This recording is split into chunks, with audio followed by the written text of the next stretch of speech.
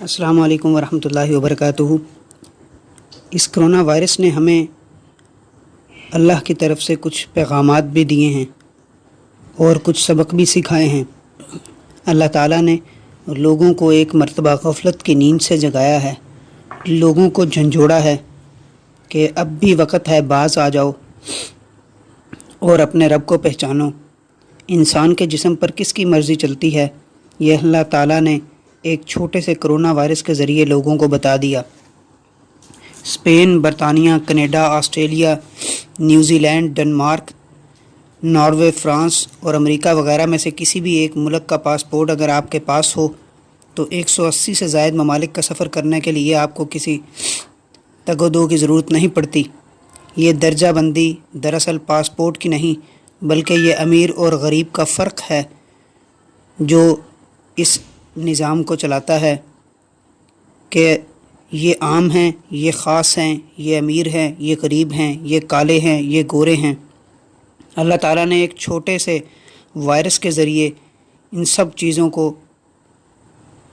परे कर दिया और कोरोना वायरस ने इंसान को ये सबक सिखाया कि दुनिया यूँ नहीं चलाई जा सकती जैसे चलाई जा रही थी। एक तरफ अमीर और ताकतवर मुल्क और दूसरी तरफ गरीब और नाकाम मुल्क, ये मॉडल नहीं चलेगा।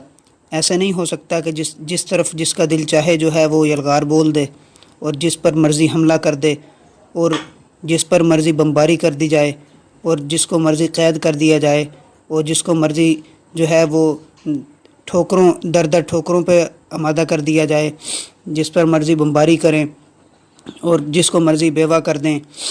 ऐसे नहीं चलेगा।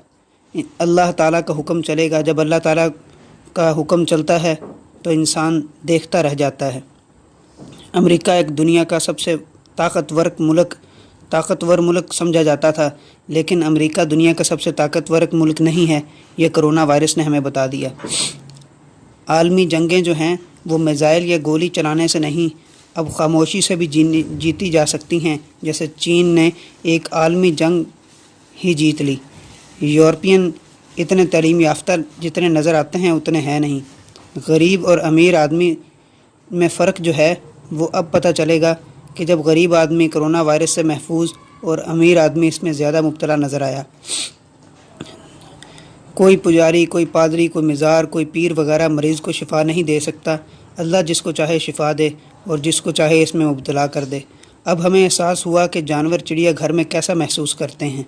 अब हमें महसूस होगा कि जब हम घरों में रहकर जानवरों की तरह की ज़िंदगी गुजारेंगे तो पता लगेगा कि जानवर कैसा महसूस करते हैं। घरों में रहकर भी कारोबार किया जा सकता है, कोरोना वायरस ने हमें बताया। बाहर की दुनिया और बाहर हर वक्त फिर कर जो है वो लोग इस चीज़ का आदी हो चुके थे। आज अमेरिका तो कल फ्रांस, घरों में रहकर भी जो है वो ज़िंदगी गुजारी जाती है, कोरोना वायरस ने बताया। फ़ास्ट फूड और गैर ज़रूरी सरगर्मियों के बगैर भी ज़िंदा रह सकते हैं, ये कोरोना वायरस ने हमें बताया।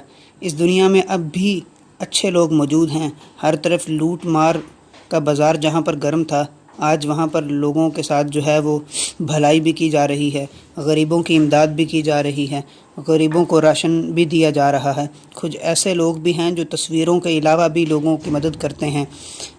हर थैले के ऊपर अपनी तस्वीरें नहीं छपवाते और चंद 100 रुपयों के लिए किसी गरीब को जो है वो नीलाम नहीं करते।